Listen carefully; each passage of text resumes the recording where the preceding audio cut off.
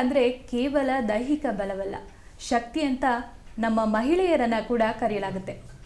ಮಹಿಳೆಯರ ಒಳಗಿನ ಆತ್ಮಬಲ, ಬುದ್ಧಿಶಕ್ತಿ, ಧೈರ್ಯ, ಸಹನಶೀಲತೆ ಮತ್ತು ಸ್ವಾವಲಂಬನೆಯ ಸಂಕೇತ ಅಂತ ಮಹಿಳೆಯರನ್ನು ಶಕ್ತಿ ಅಂತ ಕರೆಯಲಾಗುತ್ತೆ. ಚಂದನ ವಾಹಿನಿಯ ವೀಕ್ಷಕ ಬಂಧುಗಳಿಗೆಲ್ಲ ಶಕ್ತಿ ಮಹಿಳಾ ಕಾರ್ಯಕ್ರಮಕ್ಕೆ ಪ್ರೀತಿಪೂರ್ವಕವಾದಂತಹ ಸ್ವಾಗತ. ನಮ್ಮ ಭಾರತೀಯ ಸಂಸ್ಕೃತಿಯಲ್ಲಿ ಕಲೆಗಳಿಗೆ ವಿಶೇಷ ಸ್ಥಾನವಿದೆ. ಅಂತಹ ಕಲೆಗಳ ಪೈಕಿ ಕರಕುಶಲ, ರಂಗೋಲಿ ಕಲೆಗಳು ಕೂಡ ಒಂದು. ಬಣ್ಣಗಳು, ವಿನ್ಯಾಸಗಳು ಮತ್ತು ಕೈಚಾಣಾಕ್ಷತೆಯಿಂದ ಮೂಡಿಬರುವಂತಹ ಈ ಕಲೆಗಳು ನಮ್ಮ ಸಂಪ್ರದಾಯ ಹಾಗೆಯೇ ಸೌಂದರ್ಯವನ್ನು ಪ್ರತಿಬಿಂಬಿಸುತ್ತೆ. ಇಂದು ನಮ್ಮೊಂದಿಗೆ ಕರಕುಶಲ ಮತ್ತು ರಂಗೋಲಿ ಕ್ಷೇತ್ರದಲ್ಲಿ ತಮ್ಮ ಸೃಜನಶೀಲತೆ ಮತ್ತು ಶ್ರಮದಿಂದ ಅನೇಕ ಸಾಧನೆಗಳನ್ನು ಮಾಡಿ ಕರ್ನಾಟಕ ರಾಜ್ಯ ಪ್ರಶಸ್ತಿ ಸೇರಿದಂತೆ ಹಲವಾರು ಪ್ರಶಸ್ತಿಗಳನ್ನು ಪಡೆದಿರುವಂತಹ ಪ್ರತಿಭಾವಂತ ಪ್ರತಿಭೆ ಶ್ರೀಮತಿ ಭಾರತಿ ಅವರಿದ್ದಾರೆ. ಅವರ ಕಲಾ ಪ್ರಯಾಣ ಮತ್ತು ಅನುಭವಗಳನ್ನು ನಮ್ಮೊಂದಿಗೆ ಹಂಚಿಕೊಳ್ಳೋದಕ್ಕೆ ಅವರನ್ನು ಆತ್ಮೀಯವಾಗಿ ಸ್ವಾಗತಿಸೋಣ. ನಮಸ್ಕಾರ ಭಾರತಿಯವರೇ. ನಮಸ್ತೆ. ಕರಕುಶಲ ಮತ್ತು ರಂಗೋಲಿ ಅಂತ ಅಂದರೆ ಎಲ್ಲ ಹೆಣ್ಣು ಮಕ್ಕಳಿಗೂ ಮಹಿಳೆಯರಿಗೂ ತುಂಬಾ ಆಕರ್ಷಣೀಯವಾದಂತಹ ಒಂದು ಕಲೆ. ಈ ಕಲೆಯನ್ನು ನೀವು ಹೇಗೆ ಪ್ರಾರಂಭ ಮಾಡಿದ್ರಿ? ಈ ಕಲೆಯನ್ನೇ ಕಲಿಬೇಕು ಅಂತ ನಿಮಗೆ ಹೇಗೆ ಅನ್ನಿಸ್ತು? ಹೇಗೆ ಆಸಕ್ತಿ ಹುಡ್ತು? ನಾನು ಚಿಕ್ಕವಳಿದ್ದಾಗಿಂದನೂ ಕಲೆಗಳ ಬಗ್ಗೆ ಆಸಕ್ತಿ ಇರ್ತಿತ್ತು, ಮತ್ತು ಬಣ್ಣಗಳ ಬಗ್ಗೆ ನಂಗೆ ತುಂಬ ಆಸಕ್ತಿ ಆಗ್ತಿತ್ತು. ಹಾಗೆ ನಮ್ಮ ತಾಯಿ ಮತ್ತು ನಮ್ಮ ತಂದೆ ಕೂಡ ಕಲೆಗಳ ಚಿತ್ರನ ಬಿಡಿಸೋದಿರ್ಬೋದು, ಮತ್ತು ಬಣ್ಣಗಳನ್ನ ಯಾವ್ಯಾವ ರೀತಿ ಮಿಕ್ಸ್ ಮಾಡೋದು, ಯಾವ ಬಣ್ಣ ಸೇರಿಸಿದ್ರೆ ಯಾವ ಬಣ್ಣ ಆಗುತ್ತೆ ಅನ್ನೋದ್ರ ಬಗ್ಗೆ, ಮತ್ತು ಎಳೆಗಳ ಬಗ್ಗೆ, ಚುಕ್ಕೆಗಳ ಬಗ್ಗೆ, ರಂಗೋಲಿಗಳ ಬಗ್ಗೆ ತುಂಬ ನನಗೆ ಹೇಳ್ಕೊಡ್ತಾ ಇರ್ತಿದ್ರು. ಮತ್ತು ಆವಾಗಿಂದ ನಾನು ಅದನ್ನು ನೋಡಿ ನೋಡಿ ನೋಡಿ ಈ ರಂಗೋಲಿನಲ್ಲಿ ನನಗೆ ತುಂಬ ಆಸಕ್ತಿ ಬಂತು. ಹಾಗೆ ಕರಕುಶಲ ವಸ್ತುಗಳು ಸಹ ಅಷ್ಟೇನೆ, ನಾನು ಯಾವುದನ್ನು ನೋಡಿದ ಕೂಡಲೇ ಅದನ್ನು ಮಾಡಬೇಕು ಅಂತ ನಮ್ಮ ತಾಯಿ ಬಯಸ್ತಾ ಇದ್ರು. ನಾನು ಅದನ್ನು ತಂದುಕೊಡ್ತಿದ್ದೆ ಏನೇನು ಮಾಡಬೇಕು ಅಂತ, ಮತ್ತು ಹೇಳು ಕೊಡ್ತಾಯಿದ್ರು. ಹಾಗಾಗಿ ನನಗೆ ಈ ಒಂದು ಕಲೆ ಮತ್ತು ರಂಗೋಲಿ ನನ್ನ ಮೇಯ್ನ್ ಆಸಕ್ತಿಯ ವಿಷಯ ಆಗಿದೆ. ವೀಕ್ಷಕರೇ, ಇಂದಿನ ಕಾಲದಲ್ಲಿ ನಮಗೆ ಮೊಬೈಲ್ ಫೋನ್ಗಳಿದೆ, ಆದರೆ ಆಗಿನ ಕಾಲದಲ್ಲಿ ಯಾವುದೇ ತರಹದ ಮೊಬೈಲ್ ಫೋನ್ಗಳಾಗಲಿ ಮತ್ತೊಂದಾಗಲಿ ಇರಲಿಲ್ಲ. ಆದರೂ ಕೂಡ ಆಸಕ್ತಿಯಿಂದ, ಶ್ರಮದಿಂದ ಕಲೆಯನ್ನು ಕಲಿತು ಇಷ್ಟೊಂದು ವಸ್ತುಗಳನ್ನು ಸೃಷ್ಟಿ ಮಾಡಿಟ್ಟಿರುವಂತಹ ಭಾರತಿಯವರಿಗೆ ಅಭಿನಂದನೆಗಳನ್ನು ತಿಳಿಸ್ತಾ, ಭಾರತಿಯವರೇ, ಇದೀಗ ನೀವು ರಂಗೋಲಿಯನ್ನು ವಿನ್ಯಾಸ ಮಾಡೋದಕ್ಕೆ ಯಾವ ತರಹದ ಅಂಶಗಳನ್ನು ನೀವು ಹುಡ್ಕೊಳ್ತೀರಾ? ಇದೇ ತರಹದ ಅಂಶಗಳು ಬೇಕಾ ಅಥವಾ ಸಮಯ ನೋಡಿ ಯಾವುದಾದರೂ ರಂಗೋಲಿ ವಿನ್ಯಾಸವನ್ನು ಮಾಡ್ತೀರಾ? ಹೇಗೆ? ಖಂಡಿತ. ಈಗ ರಂಗೋಲಿಗಳಲ್ಲೇ ಅನೇಕ ರೀತಿಯ ವಿನ್ಯಾಸಗಳಿದ್ದಾವೆ. ಯಾಕಂದರೆ ದೇವ್ರ ಮುಂದೆ ಇಡೋದು ರಂಗೋಲಿಗಳಿದ್ದಾವೆ, ಮತ್ತು ಹೊಸಲ ಮೇಲೆ ಯಾವ ಥರ ರಂಗೋಲಿಗಳು ಇಡಬೇಕು ಅಂತ ಇದೆ. ಮತ್ತು ನಮ್ಮಲ್ಲಿ ಭೂಮದ ಊಟ ಅಂತೇಳಿ ಹಾಕ್ತಾರೆ ಮದುಮಕ್ಕಳಿಗೆ, ಅದಕ್ಕೆ ಯಾವ್ಯಾವ ರೀತಿ ರಂಗೋಲಿಗಳನ್ನ ಇಡಬೇಕು, ಚಿತ್ರಗಳನ್ನ ಯಾವ ಥರ ರಚನೆ ಮಾಡಬೇಕು ಅಂತ ಇದೆ. ಮತ್ತು ವಿಶೇಷವಾದ ಹಬ್ಬಗಳಲ್ಲಿ ಯಾವ್ಯಾವ ರೀತಿ ರಂಗೋಲಿಗಳನ್ನ ಇಡಬೇಕು ಅಂತ ಇದೆ. ಈಗ ಉದಾಹರಣೆ ಸಂಕ್ರಾಂತಿಗೆ ಒಂಥರ ರಂಗೋಲಿ ಬರುತ್ತೆ, ಯುಗಾದಿ ಹಬ್ಬಕ್ಕೆ ವಿಶೇಷವಾಗಿರೋ ರಂಗೋಲಿಗಳು, ಹಾಗೆ ರಾಮನವಮಿ ದಿನ ಅಂತಲೂ ಭಾಳ ರಾಮ ಸಿಂಹಾಸನ ಅಂತಲೇ ರಚನೆಯನ್ನು ಮಾಡ್ತೀನಿ ನಾನು. ಈ ರೀತಿ ಅನೇಕ ರೀತಿಯ ವೈವಿಧ್ಯಗಳನ್ನ ಒಳಗೊಂಡಿದೆ. ಅದನ್ನು ನಾನು ಸ್ಥಳಾವಕಾಶ ನೋಡ್ತೀನಿ, ಮತ್ತು ದೊಡ್ಡದು ಬೇಕಾ ಚಿಕ್ಕದು ಬೇಕಾ ಅನ್ನೋದನ್ನು ನೋಡ್ತೀನಿ. ಆ ಒಂದು ಇದನ್ನೆಲ್ಲ ಯೋಚನೆ ಮಾಡಿಬಿಟ್ಟು ಬಣ್ಣಗಳ ಯಾವ ರೀತಿ ಸಿಗುತ್ತೆ ನಮಗೆ ಅನ್ನೋದನ್ನು ಯೋಚನೆ ಮಾಡಿಬಿಟ್ಟು ಅದೇ ಬಣ್ಣಗಳಲ್ಲಿ ಪೂರಕವಾಗಿ ಕೇವಲ ಒಂದು ಬಣ್ಣ ಇದ್ದರೂ ಸಹ ನಾನು ರಂಗೋಲಿನ ರಚನೆಯನ್ನು ಮಾಡ್ತೀನಿ. ಒಂದೇ ಒಂದು ಬಣ್ಣ ಇದ್ದರೂ ಸಾಕು ನನಗೆ. ರಂಗೋಲಿ ಪುಡಿ ಒಂದು ಬಣ್ಣ ಇದ್ರೂ ಸಹ ನಾನು ರಂಗೋಲಿಯನ್ನು ಹಾಕ್ತೀನಿ. ಹಾಗಾಗಿ ನಾನು ಯಾವುದೇ ರೀತಿಯ ಶ್ರಮವನ್ನು ಪಡೋದಿಲ್ಲ, ಸ್ಪಾಂಟೇನಿಯಸ್ ಆಗಿ ನನಗೇನು ಅನಿಸುತ್ತೆ ಅದನ್ನು ನಾನು ಅಲ್ಲಿ ಮಾಡ್ತೀನಿ. ಆಗಲೇ ಮಾಡ್ತೀರಾ. ಇನ್ನು ರಂಗೋಲಿಯಲ್ಲಿ ನೀವು ಅನೇಕ ವಿನ್ಯಾಸಗಳನ್ನು ರಚಿಸಿದ್ದೀರಾ, ಅನೇಕ ಸ್ಪರ್ಧೆಗಳಲ್ಲೇ ಭಾಗವಹಿಸಿದ್ದೀರಾ. ನಿಮಗೆ ಕರ್ನಾಟಕ ರಾಜ್ಯ ಪ್ರಶಸ್ತಿ ಕೂಡ ದೊರೆತಿದೆ ರಂಗೋಲಿ ಕಾಂಪಿಟೇಷನ್ ಅಲ್ಲಿ. ಹೌದು, ಅದಕ್ಕೆ ಮೊದಲಿಗೆ ಅಭಿನಂದನೆಗಳು. ಧನ್ಯವಾದ. ಯಾವ ವರ್ಷದಲ್ಲಿ ನಿಮಗೆ ಪ್ರಶಸ್ತಿ ದೊರೆಯಿತು? ಆ ವರ್ಷದಲ್ಲಿ ನೀವು ಆ ಸ್ಪರ್ಧೆಯಲ್ಲಿ ಯಾವ ತರಹದ ರಂಗೋಲಿಯನ್ನು ಬಿಡಿಸಿದ್ರಿ? ನಾನು ಮೂಲತಃ ಬೆಂಗಳೂರಿನಲ್ಲಿರುವಾಗ ಕಾಲೇಜುಗಳ ಮೂಲಕ ಎಲ್ಲ ಕಾಲೇಜುಗಳಿಗೆ ಸ್ಪರ್ಧೆಗಳಿಗೆ ಹೋಗ್ತಾ ಇದ್ದೆ. ಅನೇಕ ಕಾಲೇಜುಗಳು ಹೋದ್ರೆ ಸಾಮಾನ್ಯ ನಾನು ಗೆದ್ಕೊಂಡು ಬರಬೇಕು ಅನ್ನೋದು ನಿರ್ಧಾರ ಮಾಡ್ಕೊಂಡು ಹೋಗಿ ನಾನು ಅದನ್ನು ಗೆದ್ದೇ ಬರ್ತಾ ಇದ್ದೆ. ನಾನು ಮದುವೆಯಾಗಿ ಈ ಹಳ್ಳಿಗೆ ಬಂದ ಮೇಲಿಂದ ನನಗೆ ಅದೇ ರಂಗೋಲಿನಲ್ಲೇ ಮನೆ ಮುಂದೆ ಇಡೋದು ಆ ರೀತಿಯೇ ನಡೀತಾ ಇತ್ತು. ಆದರೆ ಒಂದು ದಿನ ಗ್ರಾಮ ಮಟ್ಟದ ರಂಗೋಲಿ ಸ್ಪರ್ಧೆ ಮಾಡಿದಾಗ ಅದರಲ್ಲಿ ನಾನು ಭಾಗವಹಿಸಿದಾಗ ಇಡೀ ಗ್ರಾಮ, ನಮ್ಮ ತೀರ್ಥಹಳ್ಳಿ ಮತ್ತು ತಾಲೂಕಿನಲ್ಲಿನೂ ಏರ್ಪಡಿಸಿದ್ರು. ಅಲ್ಲೂ ಸಹ ಮೊದಲನೇ ಬಹುಮಾನ ಬಂತು. ಹಾಗೆ ಜಿಲ್ಲಾ ಮಟ್ಟಕ್ಕೆ ಹೋದ್ವಿ ನಾವು. ಜಿಲ್ಲಾ ಮಟ್ಟದಲ್ಲೂ ಸಹ ನನಗೆ ಮೊದಲನೇ ಬಹುಮಾನ ಬಂತು. ಅಲ್ಲೂ ಸಹ ಕನ್ನಡ ಮತ್ತು ಸಂಸ್ಕೃತಿ ಇಲಾಖೆಯವರು ಅದನ್ನು ರಚನೆ ಮಾಡಿದರು. ಹಾಗೆಯೇ ನನಗೆ ರಾಜ್ಯ ಮಟ್ಟದಲ್ಲಿ ಮತ್ತು ವಿಭಾಗ ಮಟ್ಟದಲ್ಲಿ ಆಯಿತು, ರಾಜ್ಯ ಮಟ್ಟದಲ್ಲೂ ಸಹ ನನಗೆ ಪ್ರಶಸ್ತಿ ಬಂದಿದ್ದು ನನಗೆ ಭಾಳ ಖುಷಿಯಾಗುತ್ತೆ. ಅದು ಸುಮಾರು 2002ನೇ ಇಸ್ವಿನಲ್ಲಿ ನಾನು ಇಲ್ಲಿಂದ ಬೆಂಗಳೂರಿಗೆ ಹೋಗಿ ಅಲ್ಲಿ ರಂಗೋಲಿಯನ್ನು ಪ್ರದರ್ಶನ ಮಾಡಿ ಬಂದೆ. ಅಲ್ಲೂ ಸಹ ಭಾಳ ಸ್ಪರ್ಧೆ ಎಲ್ಲ ಇತ್ತು. ನನಗೆ ಈಗಲೂ ನೆನಪಾಗುತ್ತೆ. ಸಚಿವರಾದ ಮೋಟಮ್ಮ ಅವರಿದ್ದರು, ಮತ್ತು ರಾಣಿ ಸತೀಶ್ ಅವರು ಇದ್ದರು, ಮತ್ತು ಸುಧಾಮೂರ್ತಿ ಮೇಡಮ್ ಅಂತೂ ನಮ್ಮ ಜೊತೆಯಲ್ಲಿ ಭಾಳ ಚೆನ್ನಾಗಿ ಕೋಆಪ್ರೇಟ್ ಮಾಡಿಬಿಟ್ಟು ರಂಗೋಲಿ ಕಲೆ ಬಗ್ಗೆ ಅಪ್ರಿಷಿಯೇಟ್ ಮಾಡಿದ್ರು. ಸುಮಾರು 2010ರಲ್ಲಿ ಬಸವನಗುಡಿಯ ವಿದ್ಯಾರಣ್ಯ ಯುವಕ ಸಂಘದವರು ಒಂದು ಸ್ಪರ್ಧೆಯನ್ನು ಮಾಡಿದರು. ಅದು ಇಡೀ ರಾಜ್ಯದಿಂದನೇ ಎಲ್ಲ ಸ್ಪರ್ಧೆಗಳಲ್ಲಿ ಬಂದಿದ್ದರು. ಸುಮಾರು 800 ಜನ ಸ್ಪರ್ಧಿಗಳು ಅದರಲ್ಲಿ ಭಾಗವಹಿಸಿದರು. ಅದರಲ್ಲೂ ಸಹ 3 ಲೆವೆಲ್ನಲ್ಲಿ ಸ್ಪರ್ಧೆನ ಇಟ್ಟಿದ್ರು. ಕಡೆಯ 100 ಜನರಲ್ಲಿ ನಾನು ಸಹ ಮೊದಲನೇವಳಾಗಿ ಗೆದ್ದು ಬಂದೆ. ನನಗೆ 100 ಗ್ರಾಮ್ಸ್ ಗೋಲ್ಡ್ ಚಿನ್ನವನ್ನು ನನಗೆ ಬಹುಮಾನವಾಗಿ ಕೊಟ್ಟರು. ಆ ದಿನವನ್ನು ಮಾತ್ರ ನಾನು ನನ್ನ ಜೀವನದಲ್ಲಿ ಮರಿಲಿಕ್ಕೆ ಸಾಧ್ಯನೇ ಇಲ್ಲ. ಪ್ರಥಮ ಬಹುಮಾನವಾಗಿ ನಾನು ಅದನ್ನು 100 ಗ್ರಾಮ್ ಗೋಲ್ಡ್ನ ನಾನು ಅದನ್ನು ಮುಟ್ತಾ ಇದ್ರೆ, ಹೌದಾ ನನಗೆ ಕೇವಲ ಒಂದು ರಂಗೋಲಿಗೆ ಈ ಒಂದು ರೀತಿಯ ಬಹುಮಾನ ಇದೆಯಾ ಅಂತಂದ್ಬಿಟ್ಟು ನನಗೆ ಭಾಳ ಆಶ್ಚರ್ಯ ಆಯಿತು. ಮತ್ತು ನನ್ನ ತಾಯಿ ಶಾರದೆನ ನಾನು ಯಾವಾಗಲೂ ನೆನೆಸ್ತೀನಿ. ಯಾಕಂದರೆ ಅವಳ ಒಂದು ಕೃಪಾ ಆಶೀರ್ವಾದದಿಂದ ನನಗೆ ಅದು ಸಿಕ್ತು ಅಂತ ಹೇಳ್ಬಿಟ್ಟು ನಾನು ಅಂದ್ಕೊಳ್ತೀನಿ. ನಂದು ಇನ್ನೂ ಒಂದು ಅಭ್ಯಾಸ ಇತ್ತು. ನಮ್ಮ ಮನೆ ಹತ್ರ ಒಂದು ಶಾರದಾಮ್ಮನವರ ದೇವಸ್ಥಾನ ಇತ್ತು. ಅಲ್ಲಿಗೆ ಪ್ರತಿದಿನ ಹೋಗ್ಬಿಟ್ಟು ನಾನು ರಂಗೋಲಿಯನ್ನು ಇಡ್ತಿದ್ದೆ. ಕಸವನ್ನು ಗುಡಿಸಿ ರಂಗೋಲಿ ಇಡೋದು ನನಗೆ ಭಾಳ ಒಂದು ಪ್ರಿಯವಾದ ಕೆಲಸ ಆಗಿತ್ತು. ಆ ದೇವಿಯ ಒಂದು ಒಲುಮೆನೇ ನನಗೆ ಆಯಿತು ಅಂತೇಳಿ ಆ ದೇವಿಯ ಪದತಲಕ್ಕೆ ಅದನ್ನು ನಾನು ಅರ್ಪಿಸ್ತಾ ಇದ್ದೀನಿ. ಶಾರದಾ ದೇವಿಯ ಒಂದು ಆಶೀರ್ವಾದ ನಿಮಗೆ ನಿಮ್ಮ ಕಲೆ ಮೇಲೆ ಸದಾ ಹೀಗೆ ಇರಲಿ ಅಂತ ಆಶಿಸ್ತಾ ಇದ್ದೀವಿ. ಹಾಗೆಯೇ ಈ ತರಬೇತಿ ಅಂತ ಏನಾದರೂ ಆಯೋಜನೆ ಮಾಡ್ತಿದ್ದೀರಾ ಅಥವಾ ಮಾಡುವಂತಹ ಯೋಚನೆ ಏನಾದರೂ ಇದೆಯಾ? ರಂಗೋಲಿನಲ್ಲಿ ನಂಗೆ ತರಬೇತಿ ಕೊಡಬೇಕು ಅಂತ ತುಂಬ ಅಂದ್ಕೊಳ್ತೀನಿ. ಯಾಕಂದರೆ ವಿಧ ವಿಧವಾದ ರಂಗೋಲಿಗಳು, ನನಗೆ ಸಾವಿರಾರು ರಂಗೋಲಿಗಳು ನನ್ನ ಹತ್ರ ಇದೆ. ನಾನು ರಚನೆ ಮಾಡಿದ್ದು ಕೂಡ ಇದೆ. ಯಾರು ಬಂದರೂ ಸಹ ನಾನು ಅದನ್ನು ಹೇಳ್ಕೊಡ್ತೀನಿ. ಮತ್ತು ಅನೇಕ ಕಡೆ ಶಿಬಿರಗಳೆಲ್ಲ ನಡೆಯುತ್ತೆ. ಶಿಬಿರದಲ್ಲಿ ನನ್ನ ಕರೆದುಬಿಟ್ಟು ರಂಗೋಲಿಗಳನ್ನ ಹೇಳ್ಕೊಡಿ ಅಂತ ಹೇಳ್ತಾರೆ. ಅದರಲ್ಲೂ ಸಹ ಮಕ್ಕಳ ಒಂದು ಶಿಬಿರ ಇರುತ್ತೆ, ಮಹಿಳೆಯರ ಶಿಬಿರ ಇರುತ್ತೆ. ಆಮೇಲೆ ಅನೇಕ ರೀತಿಯ ಜನಗಳು ಸೇರಿದಾಗಲೂ ಆ ಶಿಬಿರವನ್ನು ನಡೆಸ್ತಾರೆ. ನಾನು ಮಕ್ಕಳಿಗೆ ಕಲಿಸ್ಕೊಡುವಾಗ ಒಂದು ವಿಚಾರಗಳನ್ನ ನಾನು ರಂಗೋಲಿನಲ್ಲಿ ಕಲ್ತ್ಕೊಂಡಿದ್ದೇನಂತಂದರೆ, ರಂಗೋಲಿಗಳಲ್ಲಿ ತ್ರಿಕೋನಗಳನ್ನ ರಚನೆ ಹೇಗೆ ಮಾಡ್ಬೋದು, ವೃತ್ತಾಕಾರದ ರಚನೆ ಏನು ಮಾಡ್ಬೋದು. ರಂಗೋಲಿ ಮೇನ್ ಇರೋದೇ ನಾನು ಅಂದ್ಕೊಳ್ತೀನಿ ಜಾಮಿಟ್ರಿ ಮೇಲೆ ಡಿಪೆಂಡ್ ಆಗಿದೆ ಅಂತ ಅಂದ್ಬಿಟ್ಟು.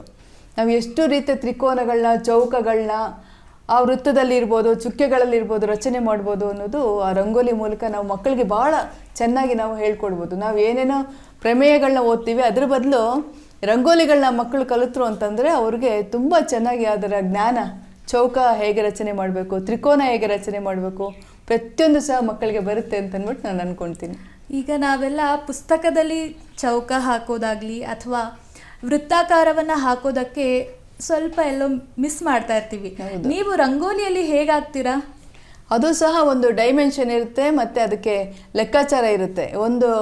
ಒಂದು ಪದ್ಮ ರಚನೆ ಮಾಡಬೇಕು ಅಂತಂದರೆ ಒಂದು ಪ್ಲಸ್ನ ಹಾಕೋತೀನಿ. ಪ್ಲಸ್ನ ಮತ್ತೆ ಸೀಳಿದ ಕೂಡಲೇ ಅದು ಇಂಟು ಆಗುತ್ತೆ. ಇಂಟುನ ಮತ್ತೆ ಸೀಳಿ ಅದನ್ನು ಮಲ್ಟಿಪಲ್ ಮಾಡಿ ಅದಕ್ಕೆ ಲೆಕ್ಕಾಚಾರ ಇರುತ್ತೆ. ಅದೇ ರೀತಿಯಲ್ಲಿ ಪದ್ಮವನ್ನು ರಚನೆ ಮಾಡ್ತಾ ಹೋಗ್ತೀನಿ. ಯಾವುದೇ ರಂಗೋಲಿಗಳಿರ್ಬೋದು ಅದನ್ನು ನಾನು ಸರಳವಾಗಿ ಮಾಡಬೇಕಂತಂದರೆ ಗೆರೆಗಳೇ ಅದಕ್ಕೆ ಆಧಾರ ಇಟ್ಕೊಳ್ತೀನಿ. ಅನೇಕ ರೀತಿಯ ಗೆರೆಗಳಿಂದ ಹಾಕೋದಿರ್ಬೋದು, ಎಳೆಗಳಿಂದ ಹಾಕೋದಿರ್ಬೋದು, ಮತ್ತು ಆಂಧ್ರ ಪ್ರದೇಶ ಅಲ್ಲೆಲ್ಲ ಮಾಡುವಂಥ ಸಿಕ್ಕು ರಂಗೋಲಿ ಅಂತ ಏನು ಹೇಳ್ತಾರೆ, ಅದನ್ನು ಕೂಡ ನನಗೆ ಕರತಲ ಮಲಕ ಅಂತೇಳಿ ನಂಗೆ ತುಂಬ ಇಷ್ಟ ಆಗುತ್ತೆ. ಅದು ಭಾಳ ಚೆನ್ನಾಗಿರುತ್ತೆ ಅದು ಹಾಕೋದಕ್ಕೆ.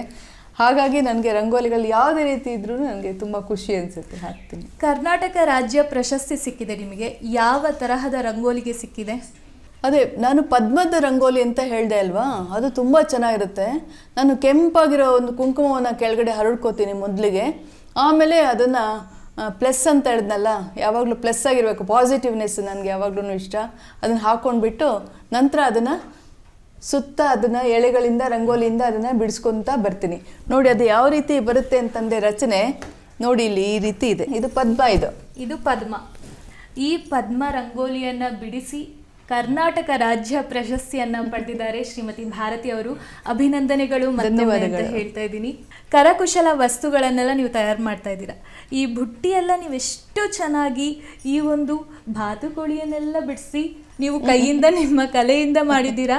ಈ ಕಲೆಯನ್ನು ನೀವು ಹೇಗೆ ಆಯ್ಕೆ ಮಾಡಿದ್ರಿ?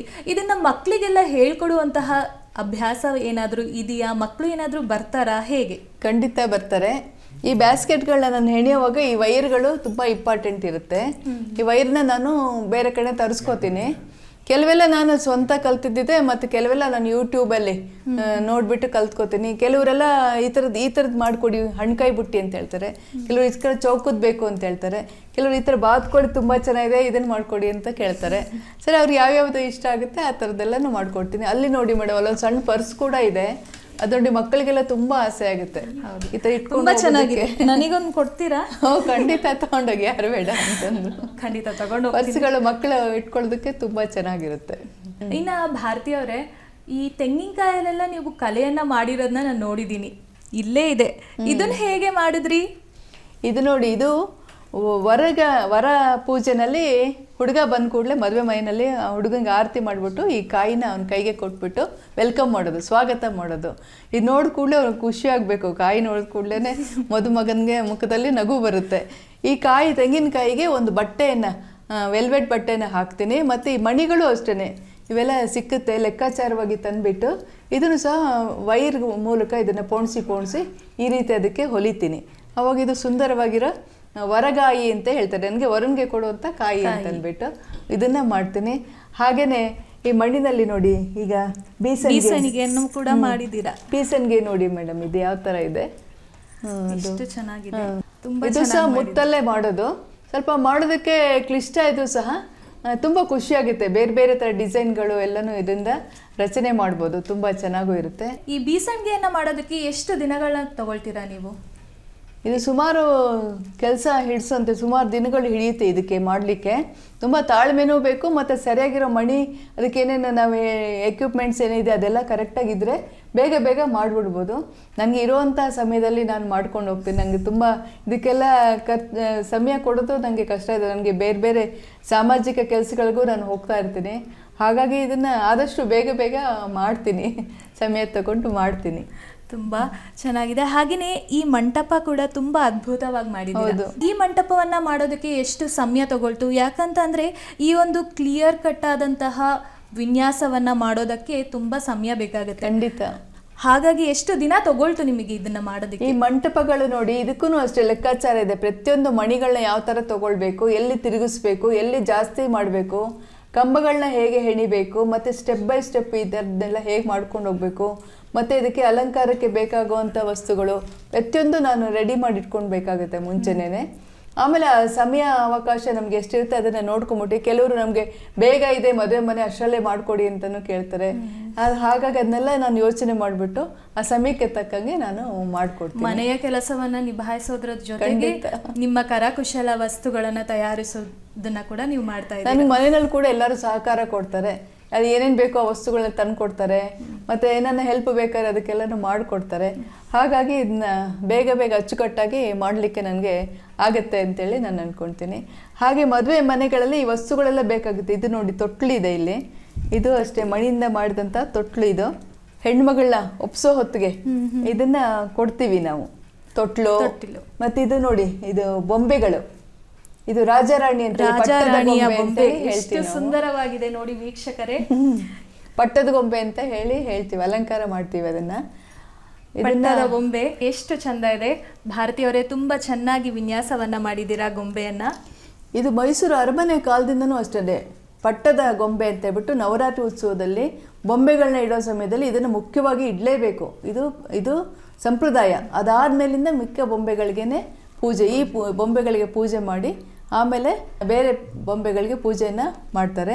ಪಟ್ಟದ ಗೊಂಬೆ ಅಂತಲೂ ಹೇಳ್ತಾರೆ. ಚಂದನದ ಗೊಂಬೆಗಳು ಇವು. ಚಂದನ ಟಿವಿಗೆ ಚಂದನದ ಗೊಂಬೆಗಳು. ಚಂದನದ ಗೊಂಬೆಗಳನ್ನ ನೋಡಿದ್ವಿ. ಹಾಗೇನೆ ಇಲ್ಲಿ ಮುದ್ದಾದ 2 ಗೊಂಬೆಗಳು ಕೂಡ ಮಾಡಿಟ್ಟಿದ್ದಾರೆ ಭಾರತೀಯವರು. ಭಾರತೀಯವರೇ, ಈ ಮುದ್ದಾದ ಗೊಂಬೆಗಳನ್ನ ಹೇಗ್ ಮಾಡಿದ್ರಿ? ಹಾಗೇನೆ ಎಷ್ಟು ಸಮಯ ತಗೊಳ್ತು ಇದನ್ನ ಮಾಡೋದಕ್ಕೆ? ಇದು ನೋಡಿ, ನಾವು ಅಂಗಡಿಗಳಲ್ಲಿ ರಬ್ಬರ್ ಬೊಂಬೆ ತೊಗೊಂಬರ್ತೀವಿ. ಆದರೆ ಅದೇನೋ ನೋಡೋದಕ್ಕೆ ನಮ್ಗೆ ಇಷ್ಟ ಆಗ್ತಿರ್ಲಿಲ್ಲ. ಸರಿ, ಏನೋ ಯೋಚನೆ ಮಾಡಿದ್ವಿ, ನಾನು ನನ್ನ ಅಕ್ಕ ಇದ್ದಾರೆ, ಇಬ್ಬರು ಸೇರಿಬಿಟ್ಟು ಈ ಥರ ಮಾಡಿ ಚೆನ್ನಾಗಿರುತ್ತೆ ಅಲ್ವಾ ಅಂತ ಅಂದ್ಬಿಟ್ಟು ಒಂದು ಬಟ್ಟೆ ತೊಗೊಂಡ್ಬಿಟ್ಟು ಇದಕ್ಕೊಂದು ಫ್ರಾಕು ಈ ರೀತಿಯ ಅಲಂಕಾರವನ್ನು ಮಾಡಿ ಈ ಮುದ್ದಾದ ಬೊಂಬೆಗಳನ್ನ ನಾವು ತಯಾರಿ ಮಾಡಿದ್ದೀವಿ. ಇದನ್ನು ಕೂಡ ಮದುವೆ ಮನೆಗಳಲ್ಲಿ ಕೇಳ್ತಾರೆ, ಅವ್ರಿಗೆ ಯಾರು ಬೇಕೋ ಅವ್ರಿಗೆ ನಾವು ಮಾಡಿಕೊಡ್ತೀವಿ. ಗೊಂಬೆಗಳನ್ನ ನೋಡಿದ್ವಿ, ಬ್ಯಾಗ್ಗಳನ್ನು ನೋಡಿದ್ವಿ, ಮುತ್ತಿನಿಂದ ತಯಾರಿಸಿದಂತಹ ಕರಕುಶಲ ವಸ್ತುಗಳನ್ನು ನೋಡಿದ್ವಿ.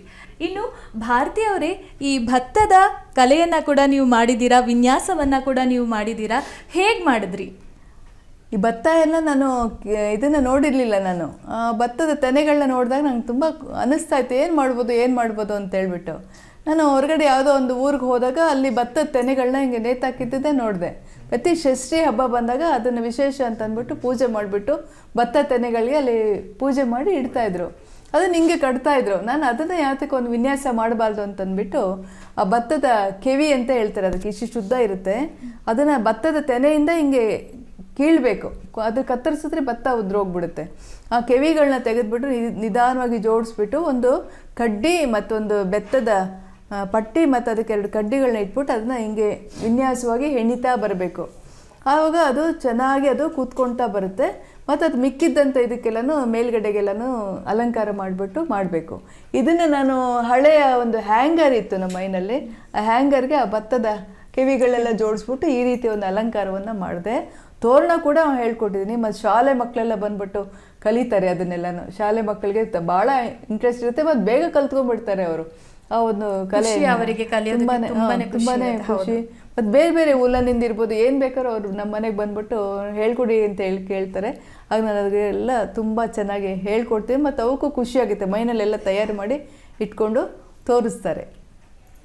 ಇನ್ನು ಭಾರತೀಯವರೇ, ಈಗಿನ ಪೀಳಿಗೆಯಲ್ಲಿ ಈ ಕಲೆಗಳೆಲ್ಲ ಮಾಸಿ ಹೋಗ್ತಾ ಇದೆ ಅಂತ ಹೇಳಿದ್ರೆ ತಪ್ಪಾಗೋದಿಲ್ಲ.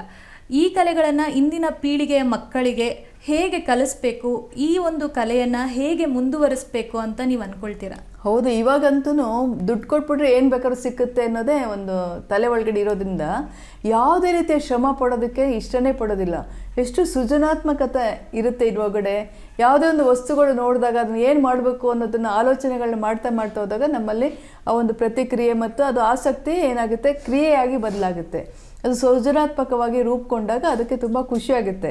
ಈಗೇನು ಮಾಡ್ತೀವಿ, ದುಡ್ಡು ಕೊಟ್ಬಿಟ್ಟು ಅದು ಚೆನ್ನಾಗಿದೆ ಅಂದ್ಬಿಟ್ಟು ತರ್ತೀವಿ, ನೇತಾ ಕೊಡ್ತೀವಿ. ಅದಲ್ಲ, ನಾವೇ ಕೈಯಾರ ಮಾಡಿದಾಗ ಅದು ತುಂಬ ತೃಪ್ತಿಯನ್ನು ಕೊಡುತ್ತೆ, ಖುಷಿಯನ್ನು ಕೊಡುತ್ತೆ. ಮತ್ತು ಕಡಿಮೆ ಖರ್ಚಿನಲ್ಲಿ ಭಾಳಷ್ಟು ಜನರಿಗೆ ಮತ್ತು ಭಾಳಷ್ಟು ಚೆನ್ನಾಗಿ ಅದನ್ನು ನಾವು ಮತ್ತೆ ಅದಕ್ಕೆ ಏನನ್ನು ಜೋಡಿಸ್ಕೊಂಡು ನಾವು ಅನೇಕ ರೀತಿಯ ವಸ್ತುಗಳನ್ನ ಮಾಡ್ಬೋದು. ನಮ್ಮ ಸೃಜನಾತ್ಮಕತೆಯನ್ನು ತೋರಿಸ್ಬೇಕು ಅಂತಂದರೆ ನಾವೆಲ್ಲರೂ ಮಾಡಲೇಬೇಕು ಅಂತೇಳಿ ಅಂದ್ಕೊಳ್ತೀನಿ. ಹಾಗೆ ನೋಡಿ, ಇದು ಅಡಿಕೆಯಿಂದ ಮಾಡಿದಂಥ ಹಾರ. ಇದು ಸರಳವಾಗಿ ಹಾರವನ್ನು ಮಾಡುವಂಥದ್ದು. ಅಡಿಕೆಗೆ ಒಂದು ತೂತನ್ನು ಕೊಲ್ದುಬಿಟ್ಟು ಅದನ್ನು ಸರದ ರೀತಿಯಲ್ಲಿ ಮಾಡ್ತೀನಿ ನಾನು. ತುಂಬ ಜನ ಬಂದ್ಬಿಟ್ಟು ಇದನ್ನು ತೊಗೊಂಡು ಹೋಗ್ತಾರೆ. ಮತ್ತು ಯಾರಿಗಾರು ಸನ್ಮಾನ ಎಲ್ಲ ಮಾಡಬೇಕಂದ್ರೆ ಇದನ್ನು ಬಳಸ್ಕೋತಾರೆ. ಇದನ್ನು ಸಹ ನಾನು ಮಾಡ್ತೀನಿ. ಅಂದರೆ ನನ್ನ ಕೈಗೆ ಏನು ಸಿಗುತ್ತೆ ಅದನ್ನೇ ಒಂದು ರೀತಿಯ ಸೃಜನಾತ್ಮಕತೆಯನ್ನು ಮಾಡಬೇಕು ಅನ್ನೋದು ನನ್ನ ಯಾವಾಗಲೂ ಆಸಕ್ತಿ ಇರುತ್ತೆ. ಈ ಅಡಿಕೆ ಹಾರವನ್ನು ಮಾಡೋದಕ್ಕೆ ಅಡಿಕೆಯ ಶೇಪ್ ಎಲ್ಲ ಒಂದೇ ಥರ ಇರಬೇಕಾ? ಹೌದು, ಖಂಡಿತ. ಇದು ಒಂದೇ ಅಳತೆಯ ಅಡಿಕೆ ಇದ್ದರೆ ಪೋಣಿಸೋದಕ್ಕೆ ಮತ್ತು ನೋಡೋದಕ್ಕೆ ತುಂಬ ಚೆನ್ನಾಗಿರುತ್ತೆ. ಮತ್ತು ಇದನ್ನು ನಾನೇನು ಮಾಡ್ತೀನಿ, ಒಣಗಿದ ಅಡಿಕೆಗಳನ್ನ ತೊಗೊಂಡ್ಬಿಟ್ಟು ಅದಕ್ಕೆ ತೂತನ್ನು ಕೊಲ್ದುಬಿಟ್ಟು ಅದಕ್ಕೆ ಒಂದು ರೀತಿಯ ಪಾಲಿಶ್ ಬರುತ್ತೆ, ಒಳ್ಳೆ ಬಣ್ಣವನ್ನು ಕೊಡುತ್ತೆ. ಮತ್ತು ಅಡಿಕೆ ಎಷ್ಟು ದಿನ ಇಟ್ಟರೂ ಹಾಳಾಗೋದಿಲ್ಲ, ಅದನ್ನು ಮಾಡ್ತೀನಿ. ಮತ್ತು ಈ ರೀತಿಯ ಮಣಿಗಳೆಲ್ಲ ಸಿಕ್ಕುತ್ತೆ ನೋಡಿ. ಈ ರೀತಿಯ ಮಣಿಗಳೆಲ್ಲ ತಂದು ಮಧ್ಯದಲ್ಲಿ ಸೇರಿಸ್ಬಿಟ್ಟು ಅದನ್ನು ಚಂದದ ಅಡಿಕೆ ಹಾರವನ್ನಾಗಿ ನಾನು ಮಾಡ್ತೀನಿ. ಭಾರತೀಯವರೇ, ಹಾಗೆಯೇ ಈಗ ಕೊನೆಯ ಹಂತವನ್ನು ತಲುಪಿದ್ದೀವಿ ನಾವು.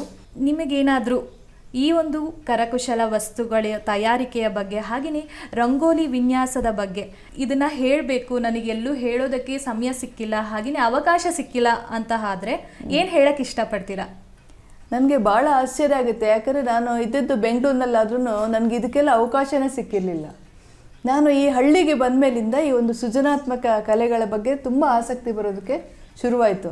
ಮತ್ತು ನಾನೆಲ್ಲ ಬೆಂಗಳೂರಿನಲ್ಲಿ ಇದ್ಬಿಟ್ಟು ನಾನೆಲ್ಲ ಕಳೆದೋಗ್ಬಿಡ್ತೇನೇನೋ ಅಂತೇಳಿ ಅನ್ನಿಸ್ತಿತ್ತು. ಹಾಗಾಗಿ ಯಾವುದೇ ಕಲೆಗಳು ಸಹ ಕೆಳಮಟ್ಟದಲ್ಲಿಲ್ಲ.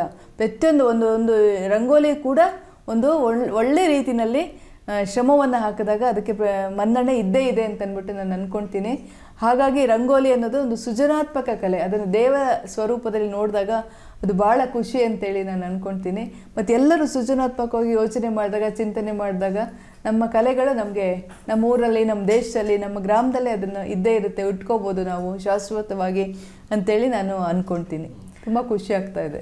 ಭಾರತೀಯವರೇ, ನಿಮಗಿರುವಂತಹ ಕಲೆಗಳ ಬಗ್ಗೆ ಆಸಕ್ತಿ, ಪ್ರೀತಿಯನ್ನು ನೋಡಿ, ನಿಮ್ಮ ಮಾತುಗಳನ್ನು ಕೇಳಿ ತುಂಬಾ ಖುಷಿಯಾಯಿತು. ನಿಮ್ಮ ಅಮೂಲ್ಯವಾದ ಸಮಯ ಹಾಗೆಯೇ ಪ್ರೇರಣಾದಾಯಕ ಮಾತುಗಳಿಗೆ ಧನ್ಯವಾದಗಳು. ಧನ್ಯವಾದ.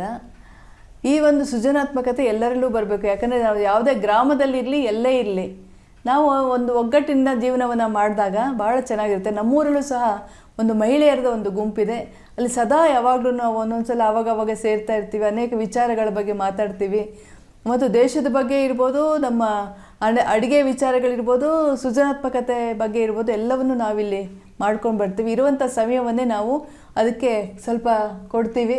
ಹಾಗಾಗಿ ಹಳ್ಳಿನಲ್ಲಿದ್ದು ಸಹ ನನಗೆ ಯಾವುದೇ ರೀತಿಯ ಚಿಂತೆಗಳು ಕೂಡ ಇಲ್ಲ. ಭಾಳ ಸಂತೋಷವಾಗಿ ಈ ಒಂದು ಊರಲ್ಲಿ ನಾವೆಲ್ಲರೂ ಒಗ್ಗಟ್ಟಾಗಿದ್ದೀವಿ ಅಂತ ಹೇಳೋದಕ್ಕೆ ನನಗೆ ಭಾಳ ಖುಷಿಯಾಗುತ್ತೆ.